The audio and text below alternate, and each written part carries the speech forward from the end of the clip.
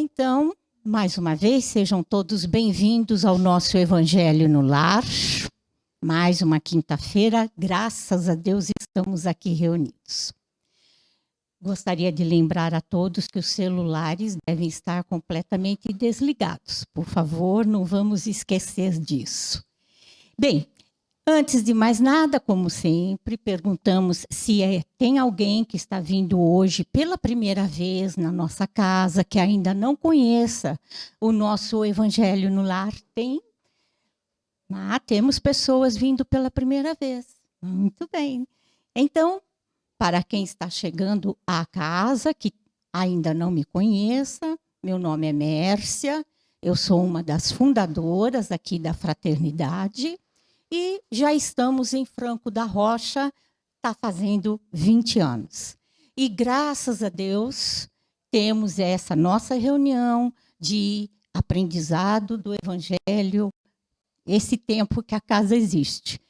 Nunca deixamos de fazê-lo. Todas as quintas-feiras, então, nos reunimos nesse horário para fazermos o nosso aprendizado, a nossa reflexão dos ensinamentos do Mestre, que estão no Evangelho. Vamos até às 21 horas, quando encerramos a nossa palestra. Aí nós temos os passes, né? E após os passes, as pessoas que trouxeram a água, né, para fluidificar, então, na saída, pegam a sua garrafinha de água para levar para casa e, durante a semana, com as suas orações, enfim, fazer o tratamento, que a água tem todos os fluidos, como sabemos, não é? Todos os bálsamos que cada um de nós necessita.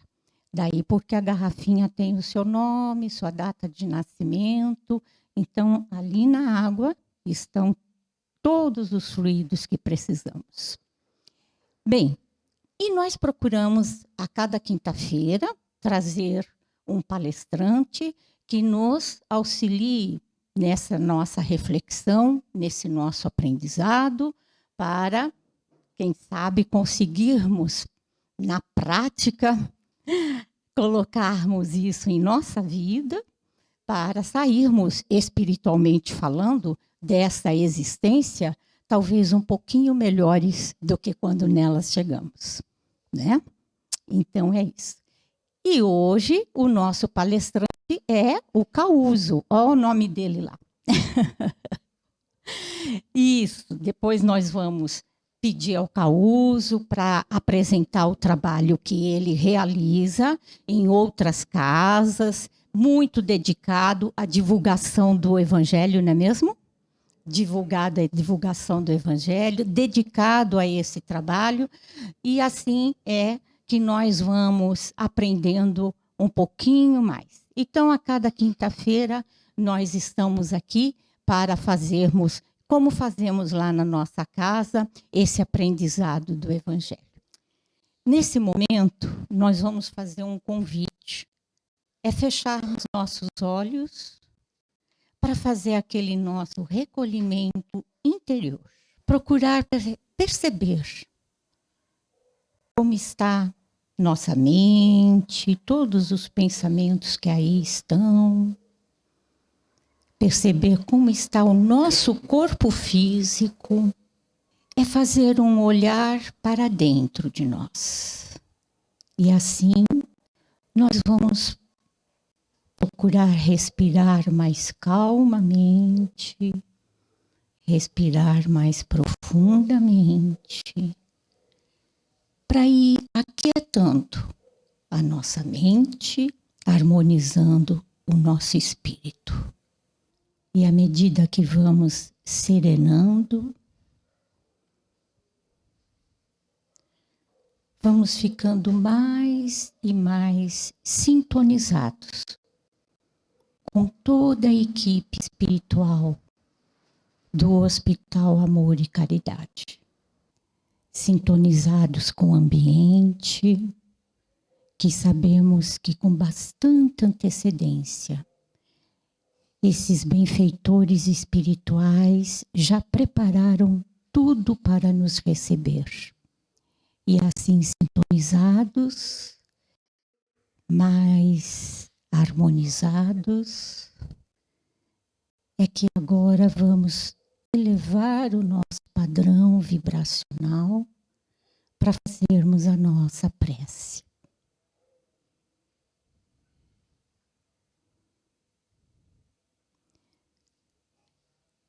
Que a nossa prece seja bem singela, mas muito sincera, lá do fundo do coração.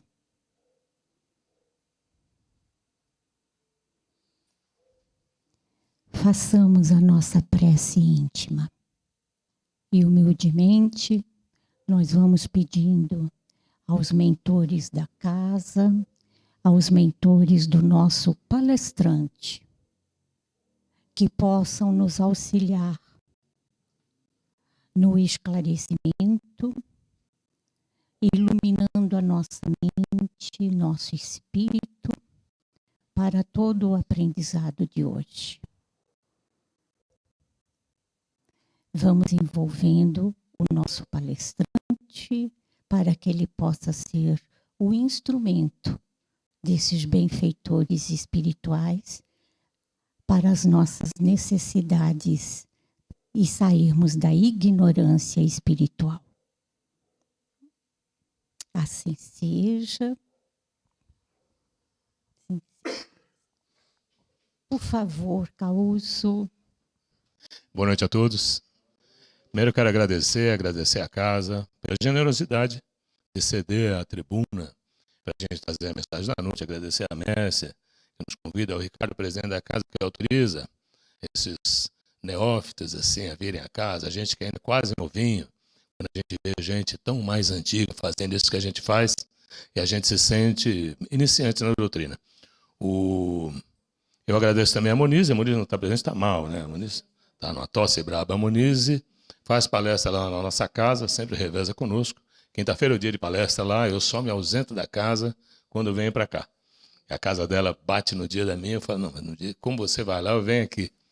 E essa troca, essa permeabilidade de oradores tem uma função importante, é para a gente trazer sempre para o público escutador um tom diferente, uma abordagem diferente, uma visão diferente dos mesmos temas. Então a gente agradece a vocês que vieram nessa noite dividir esses momentos conosco. Hoje nós vamos falar de um tema. Não separei o que Deus juntou. Então é evidente que nós vamos falar de casamento e divórcio. Certo, gente? Não separar o que Deus juntou. Evidentemente também que aqui ninguém, entre os senhores, ninguém nunca teve problema no casamento. Acho que isso é tudo espírito puro, né? Nunca teve briga, essas coisas. Eu tenho certeza que não. Vocês não, nem eu também.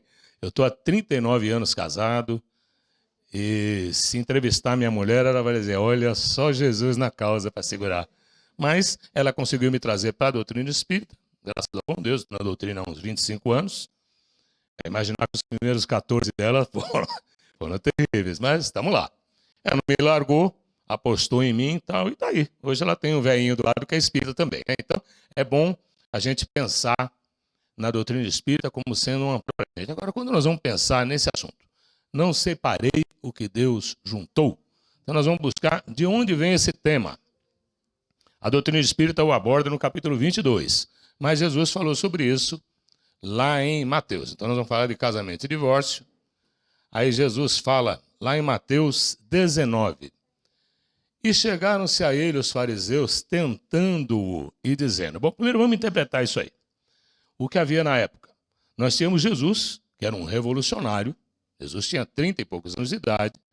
E ele tinha de encontro a tudo aquilo que existia da lei mosaica nos últimos 2.000 anos, nos últimos 1.500 anos. Jesus se apresenta. Quem era Jesus? Hoje nós sabemos quem ele era. Espírito puro, perfeito, com toda a qualidade moral. O espírito mais perfeito que já tomou um corpo na terra. Jesus não tinha nenhum tipo de vício, tinha todas as virtudes desenvolvidas, intelectualmente ele era top em todos os sentidos. Esse era o Cristo. Como que aquele pessoal, quem eram aqueles fariseus? Os fariseus eram os doutores da lei da época. Então, vocês imaginem hoje, quando há uma dificuldade jurídica, aí o pessoal vai perguntar para o Miguel Reale Júnior, vai perguntar para o Ives Gandra Martins, são os consultores, né? Esses caras vão dar o parecer final. Naquela época eram os fariseus. Para vocês imaginarem que a lei mosaica, naquela ocasião, tinha poder de lei do Estado. Então, uma mulher, por exemplo, que era pega em adultério, a sociedade era patriarcal, então a mulher pega em adultério era condenada pelos doutores da lei, pelos religiosos, ela era condenada à lapidação. Ela morria na via pública a pedradas. Assim funcionava naquela época. Jesus foi o cara que advogou para uma dessas mulheres e ele deixou aquela famosa frase: atire a primeira pedra, então, aquele de vocês que nunca cometeu um equívoco. Aí foi todo mundo embora. Esse cara, então, esse Cristo que nós tanto amamos, não era muito amado pelos fariseus. Por isso que o texto vem assim, ó, tentando-o, dizendo. Eles tentavam Jesus, eles queriam afrontar Jesus. Aí que disseram para ele: é porventura lícito a um homem repudiar sua mulher por qualquer coisa? Observem a frase, por qualquer coisa. Naquela época eles achavam lícito isso. Naquela sociedade patriarcal, o homem devolvia a mulher porque não gostou da cozinha, porque ela chamou a atenção dele com algum mau hábito de higiene. Ô, seu porco, vai tomar banho para dormir. Já imaginou um negócio desse naquela época? Né? O homem atrasado para cá, devolve essa mulher. Mulher folgada, deu de falar, ela deu de apontar meus hábitos. Era assim que funcionava. Então eles perguntam a ela: é lícito repudiar por qualquer causa? Aí vamos ver a resposta do Cristo. Jesus lhes disse: não tendes lido que quem criou o homem desde o princípio os fez macho e fêmea? Quando Jesus diz não tendes lido, ele se refere aos textos do Velho Testamento. Quando ele diz ouviste falar, ele se refere à lei oral. Outra coisa aqui, para a gente fazer desambiguação, para a gente não ficar igual os leitores que leem ipsis literis, falam, está escrito assim. Então, quando diz lá, desde o princípio os fez macho e fêmea. Vamos dar uma luz a esse tema. O que é macho e fêmea na ciência? É o sexo da morfologia, né, pessoal? É o sexo do corpo. Ninguém tem que confundir aí, porque senão, de repente, vem um irmão que é homossexual, aí fala assim, então, nós estamos na contramão, Deus não fez, não tem nada a ver isso aí. A homossexualidade é uma orientação do espírito. E a sexualidade, é citada aqui, homem, macho e fêmea, é a morfologia do corpo. Então não tem nada a ver. Deus produziu na sua, vamos dizer, nos corpos materiais, macho e fêmea, claro, e é uma lei para que haja a procriação. Mas não tem nada a ver de que os espíritos que vão criando sua sexualidade ao longo das reencarnações, não tem nada a ver que eles têm que ser consoantes à morfologia. Isso não tem nada a ver. Então é já para a gente deixar claro aí. Aí Jesus fala, não tendes lido que quem criou o homem desde o princípio os fez macho e fêmea? Ele está dizendo assim, por isso deixará o homem pai e mãe e ajuntar-se-á com sua mulher e serão dois numa só carne. Assim, que já não são dois, mas uma só carne, não separe logo o homem o que Deus juntou. Jesus pegou isso na Gênesis. Os caras apresentaram para ele o texto do Deuteronômio. Jesus, inteligente, falou, vou buscar a Gênesis, porque havia uma hierarquia daquela literatura. Então Jesus apresenta para eles assim, não separe o que Deus juntou, o que Jesus queria dizer, o que está escrito lá. Aí eles reforçam. Pois que mandou Moisés dar o homem à sua mulher, carta de desquite e repudiá-la. Vejam, Moisés trouxe a primeira revelação. Mas Moisés foi um grande legislador. Ele tratou aquele pessoal que era muito primitivo, né? E a eles ele criou leis que fariam com que aquele pessoal se ajustasse a conceitos de sociedade, a conceitos inclusive de civilidade. Quando Moisés diz, ao repudiar sua mulher, apresente a carta de desquite, A carta de desquite, o que ele queria dizer? Faça isso nos termos da lei. Assuma que foi sua mulher até datas tal, você tem compromissos com ela. Isso que Moisés queria dizer. Mas, olha o que Jesus ainda responde. Porque Moisés, pela dureza de vossos corações, vos permitiu repudiar vossas mulheres. Mas ao princípio não foi assim. O que Jesus quer dizer então? Somos nós. Vamos pensar aqui, conduzir um raciocínio aí. Há 100 anos, eram raros os casais se separassem. A gente que é mais antigo, né, a gente fala assim, pô, na nossa infância, a gente conhecia muitos casais que estavam há 40 anos, 30 anos, 50 anos. Há 200 anos, então, eram raríssimos os casais se separassem. Mas não quer dizer que nós, homens, éramos melhores com nossas mulheres. Nós éramos muito piores. Porém, nós estávamos mais submetidos à aprovação. Era isso que acontecia. Então, raramente a gente separava. Por quê?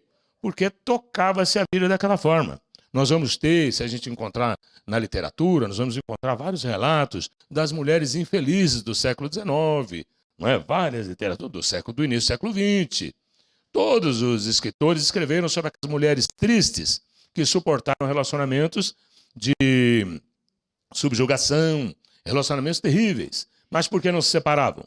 Porque, é o que Jesus falou aí, no princípio não era assim. Jesus quis dizer que quando nós iniciamos mais simples e mais ignorantes, nós não tínhamos tanto orgulho, não tínhamos tanta vaidade, não fazíamos tantos cálculos para manter um relacionamento. Nós não, por exemplo, hoje o cara apresenta, chega em casa, por exemplo, o namorado da menina. Ela fala, pai, meu namorado vem aqui hoje, ele tem 17 anos. A pergunta para o pai, o que é que ele faz? O que é que ele faz? O conceito já começa aí.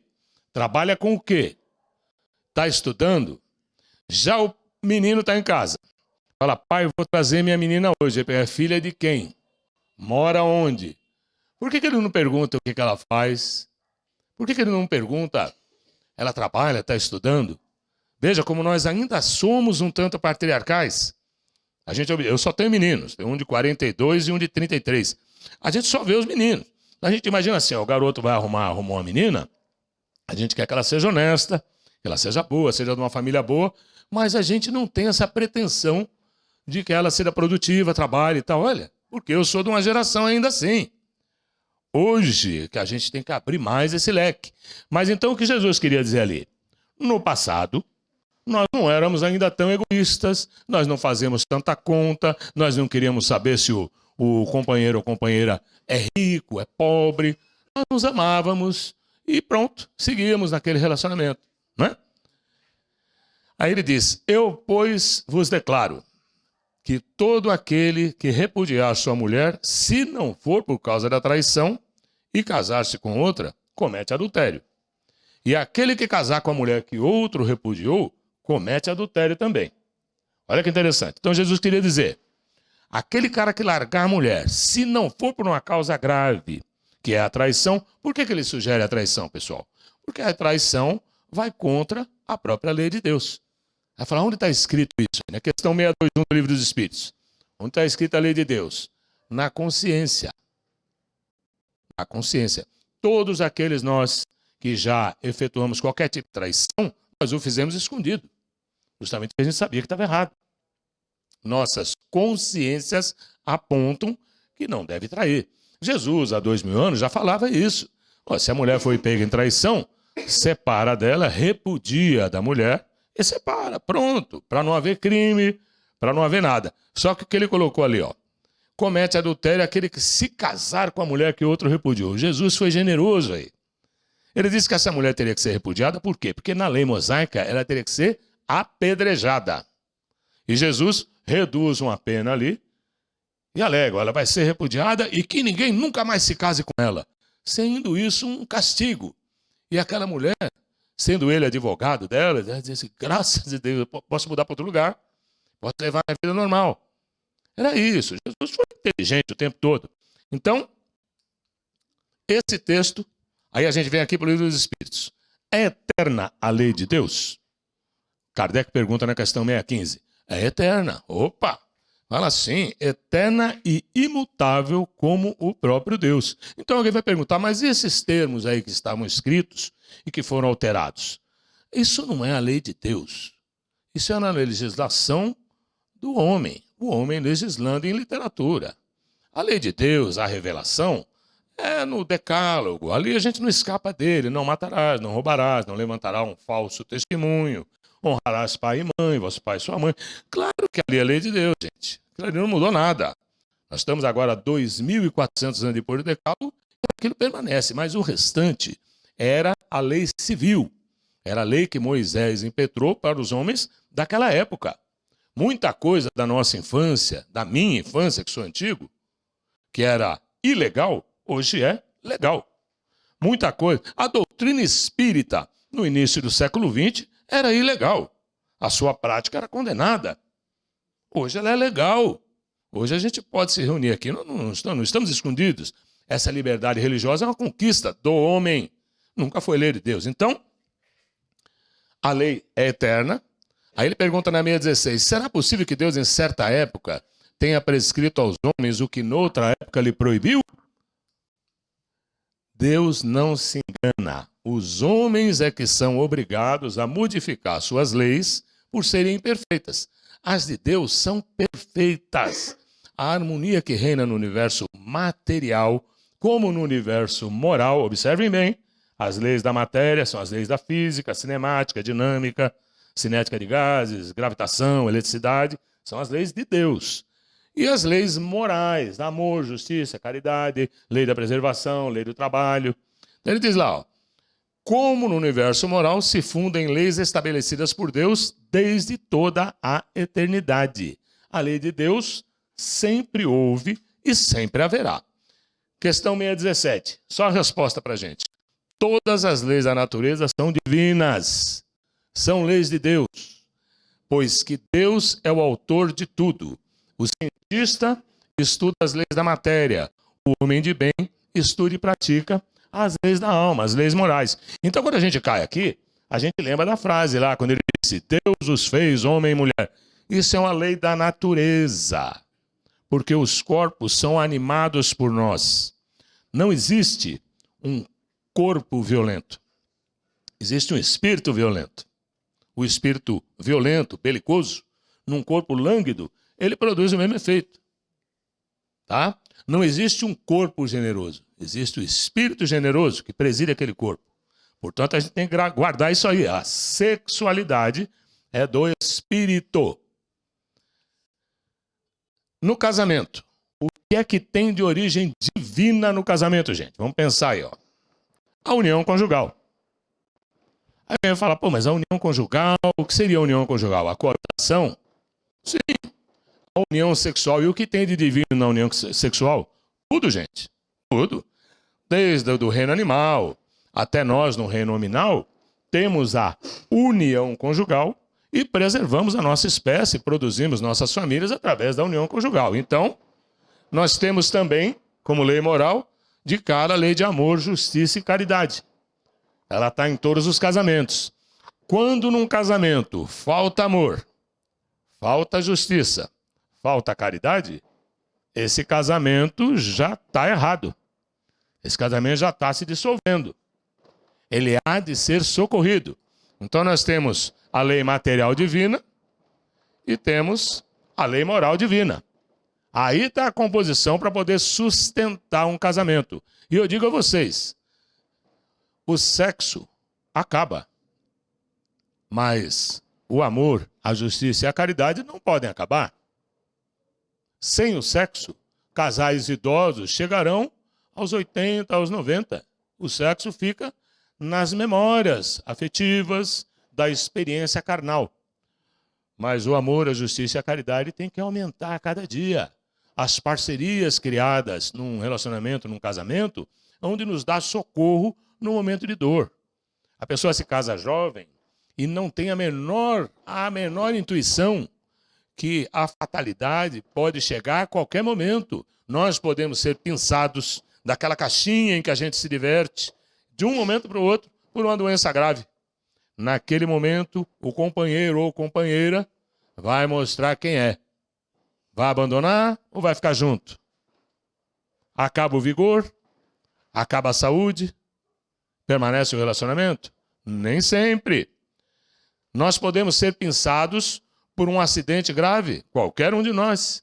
E a primeira pessoa que a gente pensa, quem é responsável por mim nesse momento? Que eu não estou podendo ir para casa. Imagina o cara bate o carro, perna quebrada, fratura exposta ali, ele não consegue ninguém, ele vai ligar para a mulher dele.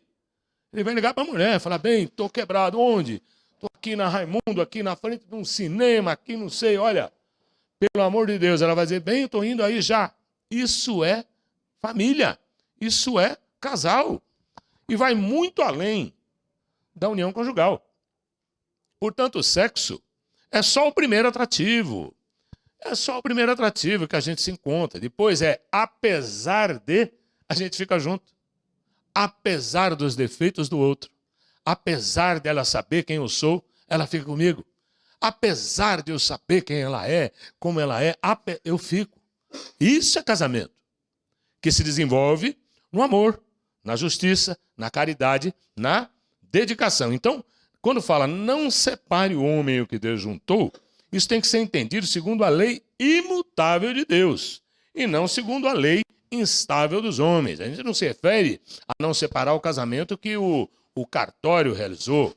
Aquele casamento do cartório não tem nada a ver. O casamento que a autoridade religiosa realizou com todo o respeito aos religiosos. Mas quem se casa somos nós. Não é alguém que me casa com a minha mulher. Somos nós que nos casamos. Somos nós que nos entregamos àquele relacionamento e resolvemos fazer daquilo um objetivo em nossas vidas. Somos nós que resolvemos criar uma família, que resolvemos produzir nossos filhos, que resolvemos levar para frente esse legado de amor, evangelizar aquelas crianças, educar aqueles meninos. Somos nós que estudamos na doutrina espírita que o espírito é antigo. Nós só oferecemos para eles o corpo carnal, através da genética. Somos nós que assumimos a responsabilidade de colocar esses garotos no prumo, na linha. Aí o homem tem 3 filhos. Fala, nossa, 2 são muito bons. Um deles é dado a umas atividades, não sei o quê. Onde eu errei? Fala, vai estudar, meu amigo. Você não errou em nada. O que você deu para eles? A mesma educação. Você fez tudo certo. É que o espírito é antigo. O espírito que tem a tendência do criminoso. O espírito que é belicoso, que é agressivo. O espírito que é preguiçoso. O espírito que é medroso. Ele reencarna na sua família para que você tire dele os medos. Tire dele a agressividade. Tire dele a violência. Somos nós os pais. Nós, pais, é que unimos aquilo que Deus juntou. E Deus juntou? Claro que juntou. Através de suas leis, ele permitiu a união conjugal. Através de suas leis, ele nos inspira ao amor, à justiça, à caridade. Através da lei de Deus, a gente põe filhos na casa. Aí vale a pena separar? Então, nós temos que pensar 2 vezes antes de separar. Pensa bem, pensa bem, pensa bem. Aí a pessoa está num casamento, um casamento equilibrado, funcionando, daqui a pouco o casamento fica meio tempestuoso, já não é mais a mesma coisa, mas é lógico que não é a mesma coisa. É lógico que não é. Só que não existe pós-venda de casamento, você não vai entrevistar a mulher, entrevistar o marido, está gostando, olha, quer que troque o produto? Não é assim, gente. Se assim, né? Aí minha mulher liga lá, olha, o Caúso está impossível. Não, fica tranquilo, amanhã eu estou mandando o Brad Pitt, aí tá com grana. Não, né? Não vai funcionar. Então nós somos o que somos e nós temos que realizar dentro dessa nossa realidade, dentro da nossa perspectiva, da nossa expectativa, temos que realizar o casamento. É o que tem para hoje. Isso é casamento. É o que tem para hoje. Ah, mas quando você pegou, estava bonzinho. Então, você achou que não ia envelhecer? Achou que ia ficar zerado? Aí o cara vai trabalhar, a vida dele melhora, ele melhora, começa a produzir mais uns negócios, começa a ganhar um dinheiro, aí ele tem acesso, por ter grana, a relacionamentos fáceis. Aí ele se ilude. Claro, ele tem 60, a mulher tem 55, a namoradinha que ele arrumou tem 28. Mas é desigual essa briga. Aí ele começa a achar, não, poxa, conheci uma menina que está balançando meu coração. Não, faz favor, tenha vergonha na cara, se liga, né? Quando vem para um atendimento fraterno, uma pessoa dessa, e fala, eu acho que estou amando. Falo, se ela tiver a sua idade, eu acredito. Não, eu não iria me apaixonar por alguém da minha idade. Falo, claro, tá vendo? Porque é só paixão, é só ilusão. Se fosse alguém da sua idade, a gente até conversaria. Pô, você arrumou uma mulher, ué, minha mulher tem 60, eu me apaixonei por uma de 62. Falo, puxa vida, hein, cara, você é diferente, né? Porque a maior parte tá buscando. Então, esses casamentos que nós vivemos são reais. São reais. Casamento onde a fantasia acaba e começa a prova. Por quê? Porque a maior parte dos nossos casamentos são, de fato, provacionais. Tem um livro que chama Estudando a Mediunidade, do Martins Peralva. E ele fala, casamentos provacionais são reencontros de almas para reajustes necessários à evolução de ambos. Então a gente pega um casamento provacional, que é a maioria dos nossos casos, e a gente passa a achar que nós é que estamos sendo provados. Nossa, como é que Deus colocou uma mulher tão difícil do meu lado? Como é que eu vou suportar? Como se nós fôssemos o último biscoito do pacote, né? A gente fala, não, eu sou muito bom, eu sou muito evoluído. Minha mulher é difícil. E às vezes a mulher tem a mesma sensação. Ela fala, puxa, eu sou tão bacana, tão isso, tão aquilo. Ela junta com a amiga e fala mal do marido o dia inteiro. Ela não percebe que ela é maledicente, né? Que ela está conspirando contra o próprio relacionamento. Ela não percebe, falta de malícia. Nós estamos, então, a maioria de nós, em casamentos provacionais. O que são casamentos provacionais? Só para a gente lembrar, todo mundo sabe, é só para recordar. Planejamento reencarnatório. Tudo espírito velho aqui, tá? Aí nós estamos lá, na fila da reencarnação, perispírito tudo manchado, tudo zoadinho, né? A gente morrendo de vergonha. Aí a gente vê na nossa consciência, a gente já está preocupado. Por quê? Aquela mulher que eu abandonei no passado, aquela filha que eu larguei com mãe e tudo, ficou chorando a vida inteira, falo, pô, o papai me largou, eu tinha 2 anos, ele rejeitou a família, arrumou outra mais bonita, foi morar longe. Essas mulheres, que não são mulheres, são espíritos, vão aparecer no nosso plano espiritual, lá na erraticidade, e nossas consciências nos cobrarão. Fala, pô, essa é a irmãzinha que eu larguei na mão com 2 anos de idade lá. Sabe Deus o que a mãe dela passou para ela sobreviver. Então eu tenho ali um problema com a mãe, tenho um problema com ela. Aí me oferecem, no planejamento reencarnatório, uma opção de voltar. Fala, não, você vai voltar, essa vem como sua esposa, essa vem como sua filha, você vai ter mais uns 4 filhos. Oh, mais 4? É, aqueles caras que você deu um balão no negócio, lembra lá que você vendeu a empresa, deixou todo mundo na mão e tal. Os arrasos que a gente provoca na vida material, a gente encontra na vida espiritual. Aí vem no planejamento. Por isso que chama provacional. Provacional é aquilo que é para nos provar. São as nossas expiações. A palavra expiar é extrair a pureza. Pia, né? Pia de pura. Expiar, extrair a pureza da gente. Então a gente vem para expiar pela dor e vem para ser provado nessas experiências. Então, meus irmãos, a maior parte dos nossos casamentos são casamentos que a gente arranjou no plano espiritual. Aí a gente chega aqui, reconhece aquela mulher amada ou o par, a gente reconhece o par, abraça e leva para casa. Fala, pô, acho que eu achei a mulher que vai ficar comigo um tempão. Se a gente pensar que vai ser igual o carro, né? Que você anda 2 anos e fala, vai começar a dar problema, vou pegar outro 0. Nós nunca vamos ter um casamento decente. Nunca vamos ter. Agora, se a gente ficar como os mais velhos nos exemplificam, dedicando-se ao casamento, renunciando às paixões, dedicando-se à instrução, aí nós vamos perceber valores no casamento. Martins Peralva fala também dos casamentos. Ele fala, por isso tem tantos lares, por serem de prova, tem tantos lares onde reina a desarmonia e a desconfiança, os conflitos morais, que muitas vezes viram tragédia. O que ele quer dizer com isso, pessoal? O fato de a gente vir num casamento provacional dá muita chance de a gente reencarnar com alguém que a gente assassinou na encarnação anterior, que a gente fez muito mal. Dá muita chance de a gente reencarnar com alguém que nos odiou por 30, 40 anos no plano espiritual. E lá abrandando os ânimos, adensando tudo, fala, vamos voltar junto, vamos fazer melhor. Por isso que desconfiança. Aí o cara fala assim, pô, minha mulher não confia em mim. Aí fala, mas quem falou que você é de confiança? Eu falo, mas eu não faço nada, cara. E ela olha para mim e já acha que eu estou aprontando. Muitas vezes isso vem do passado. Você já aprontou muito, mesmo que seja na encarnação anterior. E ela traz na sua consciência. E pode ser ao contrário. Aquele cara que é mega ciumento. Põe câmera em todo lugar na casa, rastreia o telefone da mulher. Aí você tá trabalhando com ele, ele tá olhando, fala que você tá olhando aí. Não, estou vendo se minha mulher já saiu da ginástica. Não, meu, desencana, cara. Desencana. Trate bem a sua mulher e entrega para Deus. Entrega para Deus. Se ela aprontar e se ela fizer, você separa dela, cara. Ué. E vai pra puta. Mas pode não acontecer nada. De repente você... Por quê? Porque às vezes nós somos espíritos já com essa experiência. Então a gente já reencarna desconfiando de tudo, achando que vai acontecer de novo. No nosso inconsciente está lá essa insegurança. Deus os uniu na prova, tá? Através das leis do mundo, a fim de que resgatem os erros e desenvolvam o amor. Então nem sempre o casamento já nasceu, já surgiu com todo aquele amor do mundo. Às vezes o casal se aproxima, fica junto e depois fica pensando, meu, o que é que eu vi nele?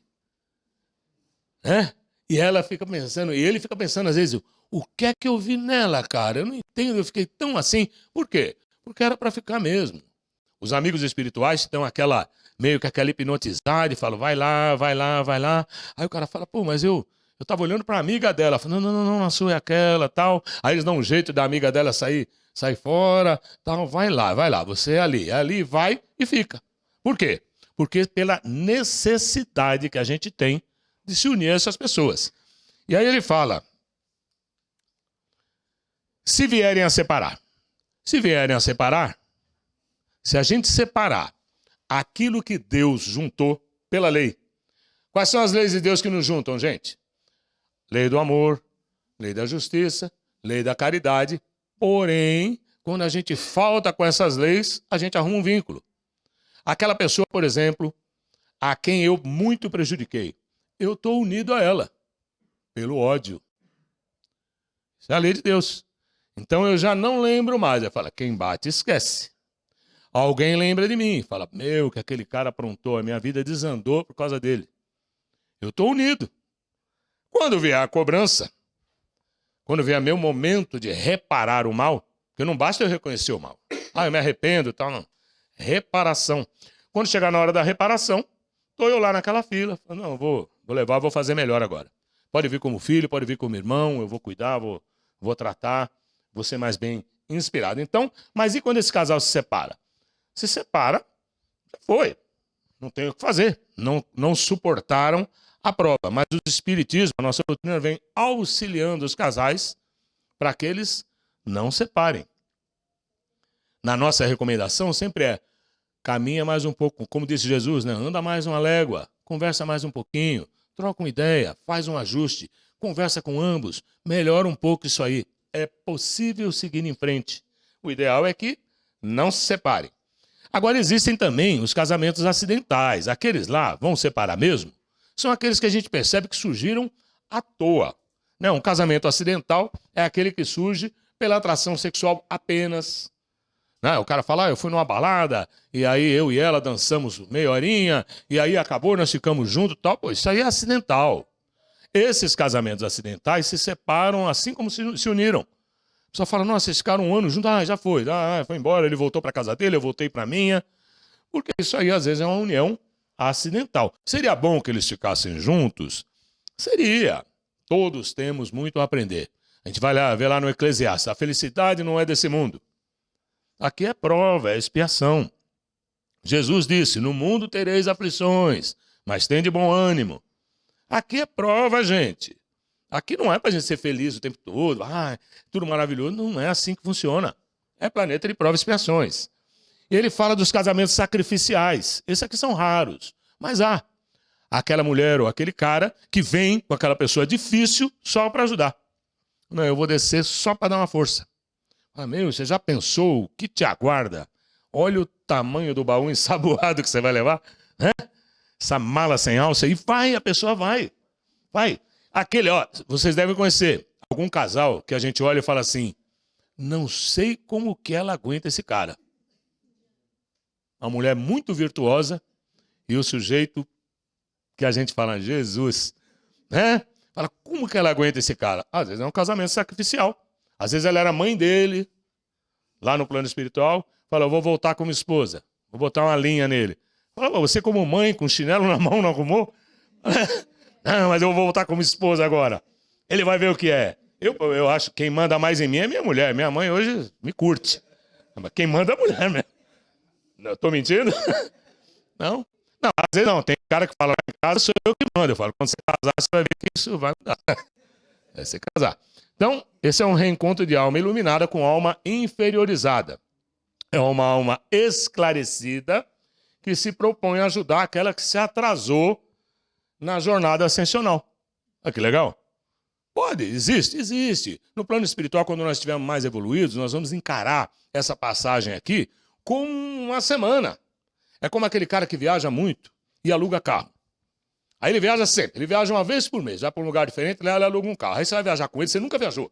Vai viajar com ele, aí quando chega na locadora, você fala, vamos pegar uma BM ou um A4 lá, ou um A3.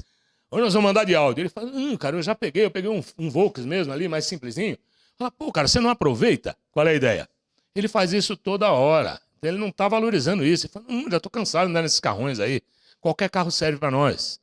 Essa é a jogada. O espírito evoluído encara o projeto reencarnatório como sendo uma coisa corriqueira. Eu vou lá na Terra, vou resolver meus negócios, vou voltar. Então um espírito desse é capaz de descer para ajudar aquele irmão, porque na espiritualidade nós somos irmãos. Ninguém tem ex-mulher na espiritualidade, pai e mãe na espiritualidade, é tudo irmão. Certo? Então vamos descer para ajudar. E ele fala dos afins. Os encontros afins também são bacanas. São reencontro de corações amigos para consolidação de afetos. Então são aqueles que desencarnaram sem muitos débitos e resolveram voltar. Já pensou que maravilha, por exemplo, um de nós chegar no plano espiritual, já velhinho, eu, por exemplo, chegar lá e minha mulher querer voltar comigo. Falar, eu vou encarar você de novo, mais uma vez. Olha que beleza. Eu duvido que ela faça loucura, mas eu estou investindo nisso aí. Eu vou contando um monte de história para ela. Falei, bem, no plano espiritual vai ser bem bacana. Talvez você me aceite. Mas é capaz, não sei, né? Então aí vem corações amigos para consolidar os afetos. Então, para se amar de novo no projeto. Minha mulher fala para mim, a gente só tem 2 meninos, eu tenho 3 de fato, né? Quando eu me casei com ela, é ruim contar a história pessoal, né? E fica revelado. Quando eu me casei, eu estava separado do primeiro relacionamento com um filho de 1 ano e meio. E minha mulher tinha um filho de 2 anos. Ela fugia de mim, que falava, não, eu tenho um filho pequeno, você fica pegando no meu pé. Falei, domingo eu tô aí. Aí levei o meu pequeno também, vamos tudo pro Play Center. Do Play Center pra casa, nunca mais larguei a mulher. Tá? Carimbei, falei, fica comigo. Os moleques agora estão, os mais velhos estão com 42, os 2, e o mais novo tem 33. Eu amo essa mulher? Lógico que amo. Mas olha, e ela tem que me amar, meu. Eu vou me batendo, né? Tem que amar, ué. Então a gente vê casamento transcendente, ó. São almas engrandecidas no bem que se buscam para realizações imortais. Então isso aqui é um Kardec com a Gabriele, né? Aquele com a Amélie. É um relacionamento em que os dois vêm com uma missão importante. Aí é um casamento transcendente. É parecido com os nossos? Lógico que não. Lógico que não. Menos. Os nossos são 90% provacionais. A mala sem alça que a gente carrega é a mala que a gente largou de mão no passado, prejudicou, tal coisa tal. E muitas vezes a gente é a mala sem alça, a gente não sabe. A gente tá crente que, não. Né? Tem uma história do Chico. O pessoal foi visitar o Chico Xavier lá em Pedro Leopoldo, eles não achavam a casa espírita. Não achavam. Aí andava na rua para lá, rua para cá. Aí encontraram um cara num bar. O cara ébrio, completamente embriagado. Aí perguntaram para ele, ô fulano, sabe onde é o centro do Chico? Claro, sei. Levo vocês lá. E levou os caras completamente bêbados. Aí falaram, nossa, esse homem tá ruim, né? Coitado, né? Tudo embriagado. Levou os caras lá na porta do centro. Aí falaram para ele, como que o senhor sabe que o centro é aqui? Ele falou, eu dou passe no Chico. Olha. Aí os caras falaram, não é possível, né? A ilusão do cara. Aí entraram, contaram essa história pro Chico. Falaram, Chico, paramos no boteco ali, catamos um cachaça lá, meio que tava só Jesus ali, se arrastando. E ele falou que te dá passe. O Chico falou, e ele dá sim, meu filho. Foi a única forma que eu consegui trazê-lo para a casa espírita. Ele vem me dar passe toda sexta-feira. Aí, às vezes, a gente está num relacionamento dando passe no Chico. Né? A gente crente que a gente veio. Não, eu vim aqui porque eu sou importante. Aí eu aqui, né, eu vim trazer a palavra da noite, pensando, não, vou lá porque eu sou importante. Não, eu estou dando passe no Chico, cara. Eu estou precisando de um tratamento. Venho para cá, sou tratado e às vezes levo, sei lá, levo pro coração assim, que fala assim, não, eu tô lá porque eu sou importante. É isso que a gente tem que ter noção. No casamento, a gente não é mais importante que o outro. Muitas das vezes, aquela pessoa que está do nosso lado está suportando a gente há muito tempo já e ela, nossa, faz pressa para a gente mudar. E a gente crente que tá lá. Então é a gente que está dando passe no Chico Xavier, crente que está ajudando, falando, ele está permitindo que você fique. Observa, agradeça. Meus irmãos, então como manter o casamento? Vamos pensar. Sejamos presentes.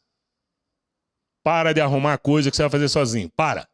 Anda de moto, né? Bota a mulher na garupa e vai andar de moto. Ah, joga bola. Jogue menos futebol. Depois você casou, casou.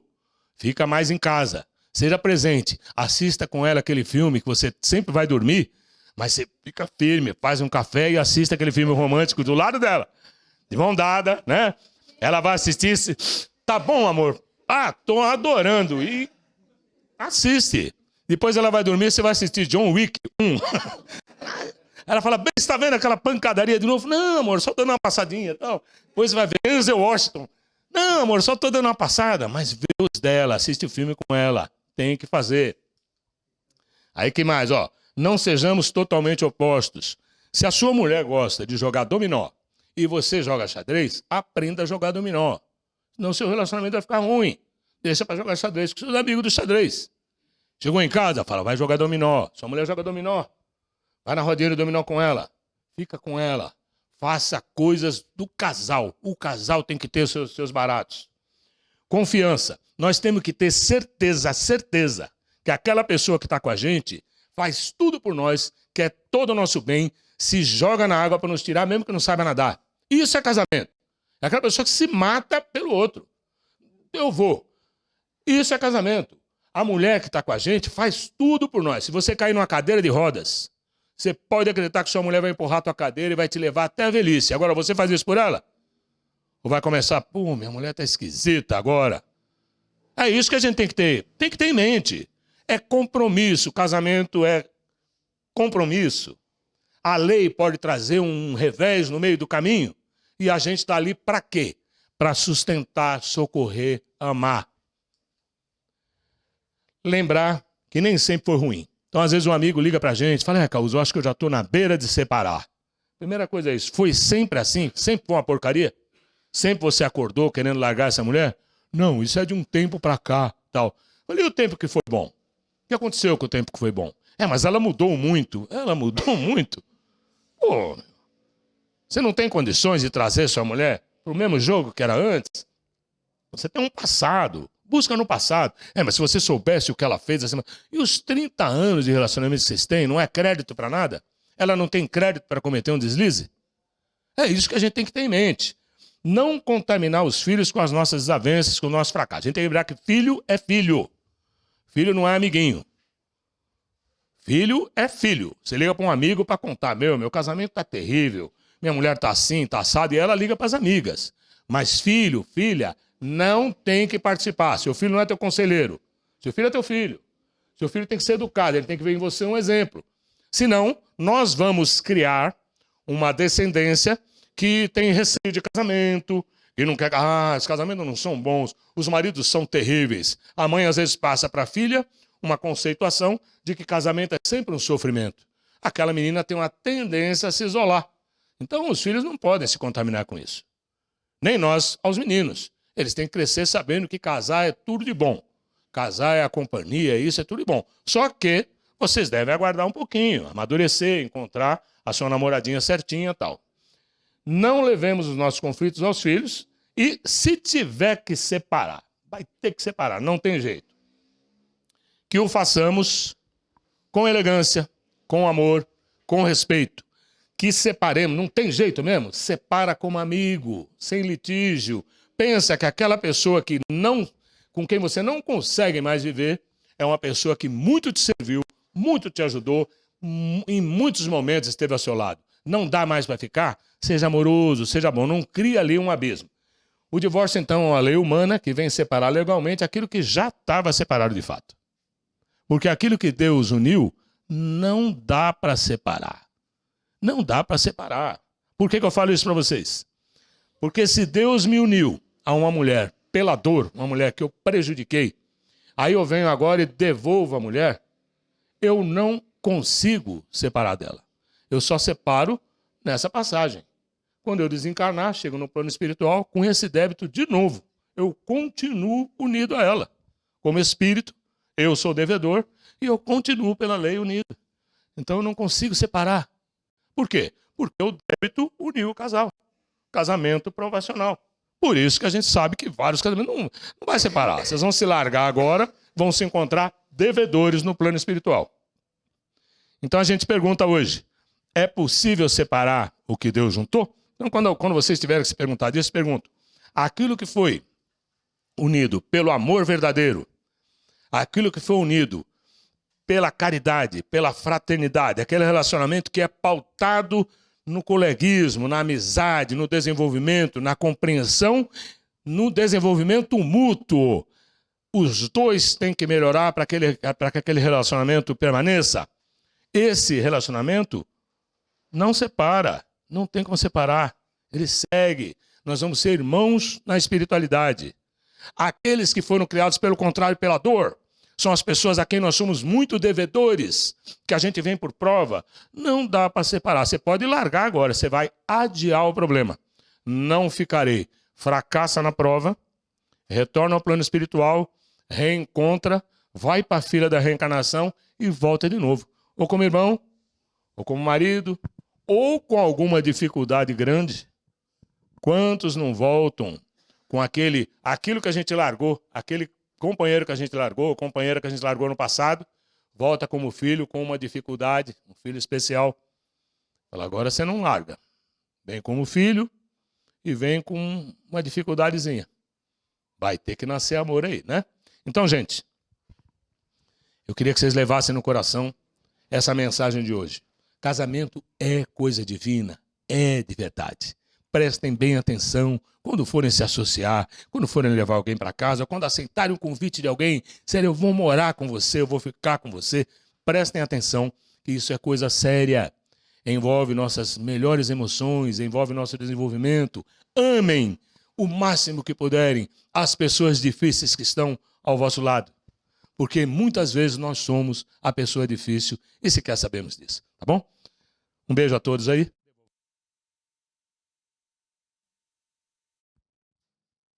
Ah, que bênção a gente ter essa oportunidade. Gratidão, Causo. Um tema você desenvolveu. Nossa, vamos agradecer aos mentores do Causo. Foi um super instrumento e nós temos muito a agradecer mesmo. Brilhante palestra, muito boa, muito mesmo. Tenho certeza que nós vamos levar para casa bastante conteúdo para nossas reflexões de vida. Tema bastante atual e necessário, né? Considerando o que estamos vendo aí na nossa atualidade em relação a famílias, pais e filhos e tudo mais. Gratidão mesmo. Muito bem. E é assim, então, que nós vamos, mais uma vez, fazer nosso recolhimento interior para fazermos a nossa prece de agradecimento. E na nossa prece vamos também lembrar de todos aqueles nossos irmãos tão mais necessitados do que nós. Fazermos uma vibração de muita paz, envolvendo todo o nosso planeta, elevando mais uma vez nossos pensamentos ao mais alto, que nossas vibrações possam alcançar nosso planeta, envolvendo todos aqueles tão mais precisados. Vamos levar nossas vibrações aos nossos lares e às nossas famílias. E assim agradecer mais uma vez pela oportunidade desta existência, de todos que dela fazem parte, de tudo que nela recebemos.